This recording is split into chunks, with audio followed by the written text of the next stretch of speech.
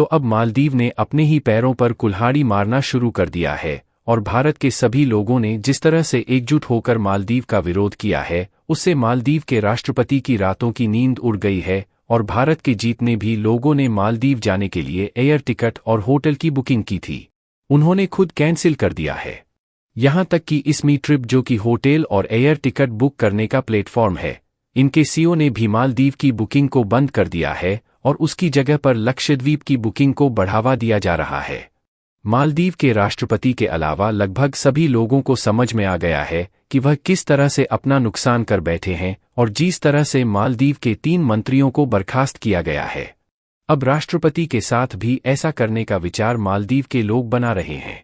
भारत और मालदीव के इस विवाद में कुछ नई अपडेट आई है जिसे हम इस वीडियो में बताने वाले हैं।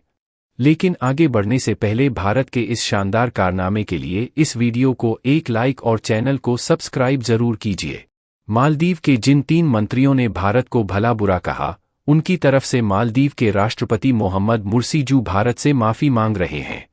लेकिन अगर देखा जाए तो यह एक तरफ से दिखावा कर रहे हैं,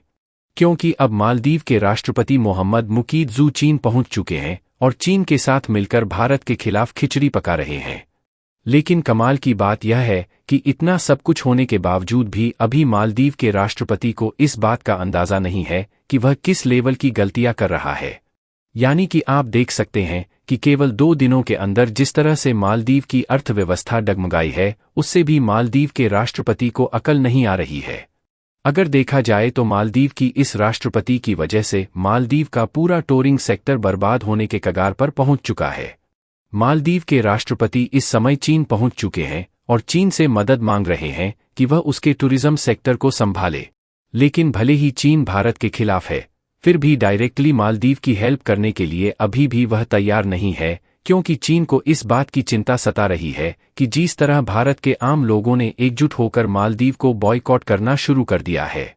यदि वह मालदीव की मदद करता है तो कहीं भारत के लोग गुस्से में आकर बॉयकॉट चीन करने की बात ना करने लगे। और देखा जाए तो ऑलरेडी समय समय पर इंडियन गवर्नमेंट चाइनीज प्रोडक्ट्स पर बैन लगाती रहती है। अभी जब मालदीव के राष्ट्रपति चीन पहुंच चुके हैं तो वह चीन से यह गुजारिश कर रहे हैं कि चीन ज्यादा से ज्यादा टूरिस्ट को मालदीव भेजें और मालदीव चीन के साथ मिलकर $50 मिलियन के एग्रीमेंट पर साइन करने की बात कर रहा है, जिससे भारतीय टूरिस्ट की जगह चाइनीज लोग ले सकें और इससे जो मालदीव की टूरिस्ट इंडस्ट्री बर्बाद होने की कगार पर पहुंच गई है, उसे चीन के टूरिस्ट द्वारा बचाया जा सके।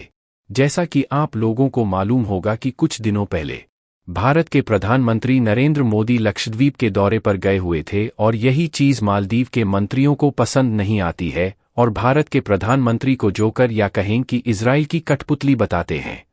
इसके साथ साथ हमारे कल्चर को भला बुरा बताते हैं और हमारे प्रधानमंत्री और कल्चर पर कोई देश उंगली उठाता है तो हम उसे बिल्कुल भी बर्दाश्त नहीं करने वाले हैं, और वह भी ऐसा देश जो कि पूरी तरह से भारत पर ही डिपेंडेंट है।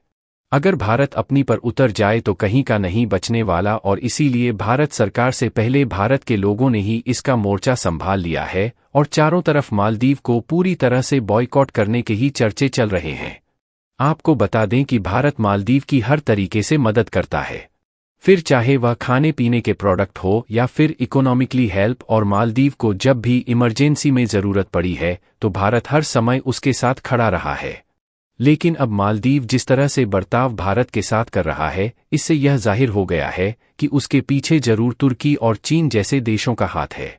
इसके अलावा अगर लक्षद्वीप की बात की जाए तो मालदीव और भारत के इस विवाद की वजह से लक्षद्वीप को एक बहुत ही अच्छा टूरिंग सेक्टर बनाने की प्रक्रिया शुरू हो चुकी है। अगर आप इस मैप में देखेंगे तो लक्षद्वीप भारत का एक छोटा सा आइलैंड है और इसकी दूरी मालदीव से बहुत ही कम है।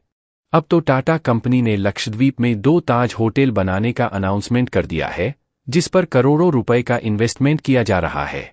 जिसमें से एक होटल सुहेली में बनाया जाएगा और दूसरा कदमत आइलैंड में बनाया जाएगा, और टाटा ने इसमें 110 कमरे बनाने की बात कही है। यानी कि अब लक्षद्वीप मालदीव से किसी भी सेक्टर में पीछे नहीं हटने वाला।